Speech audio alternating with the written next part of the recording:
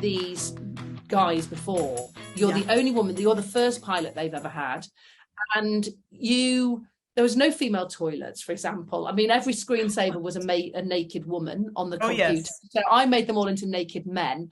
Next day, they were all landscapes. It's amazing that subtle changes. But they were not used to having women around. But I tell you, I mean, we when I used to go to the Gulf, I was always given the room which had wall-to-wall pornography on the walls.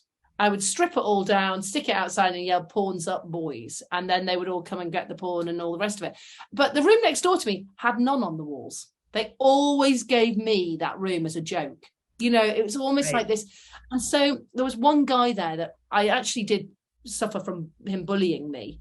You know, every briefing, he was asking me questions. He wanted to belittle me. He wanted to make me small. He caught me out. And every time I walked outside, everyone would fall silent. And I knew they were talking about me. And it was this horrible feeling of thinking, do you not really realise what I'm up against here? There's no female company out of 200 men. I'm sharing shower blocks with you. I'm walking around in a towel. I'm in the same block. I'm sleeping, eating with you guys 24/7, not sleeping with them like that, I assure you. And actually, do you know what? The pressure was enormous. Put on top of that, you're actually bullying me as well. And it made me actually, I realized at that point that I was really struggling, and actually I seriously considered quitting. And my husband, he was my boyfriend at the time, just said, "Man, I can't believe we're even having this conversation. You know, this is everything you've worked for, and you're about to give it all up after just one tour in Iraq." And I said, "You don't know what it was like." And he said, "Right, just speak to him." So we were in the bar when we got home, and I, with my Dutch courage of a little bit of alcohol and my best wingman in the world, my husband, we went up to him and I said, "Are you aware you made my life a living hell out in the Gulf?" And he said, "What?" And his wife was with him, and she said, "You did what?" You know. And basically I told him what had happened, from my perspective, and he just looked shell-shocked. And then he said, "I'm going to come back to you on this, Mandy." And he actually reflected on it all weekend, and on the Monday morning called me into his office and he said, "Mandy, you're right. I did exactly what you said, and I am so sorry. My wife had just had our second baby. She was 3 weeks old when I left to come to the Gulf. I was really upset I wasn't there. I was feeling racked with guilt that my wife was dealing with a toddler and a 3-week-old baby. I was missing the first 4 months of my baby's life. I felt angry, and you were an easy target, and I'm so sorry." And I thought, you know what? I've got so much respect for you.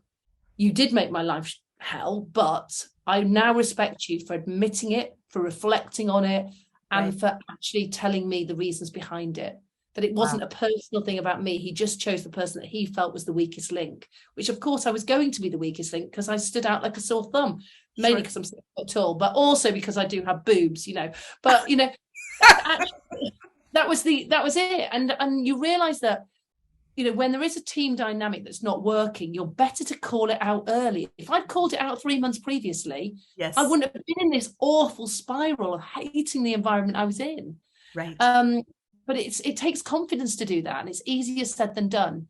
But you know, I've seen it. My stepdaughter's joined the police force, and she had an incident with a guy at work.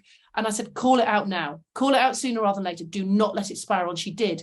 And she said, "Thank God I did, Mandy. You know, it was amazing." Called it out, and things have been actioned straight away. Because that's what we need to do. But that's because we have the confidence of 49 years old, talking to a 25-year-old who doesn't that life. Yeah.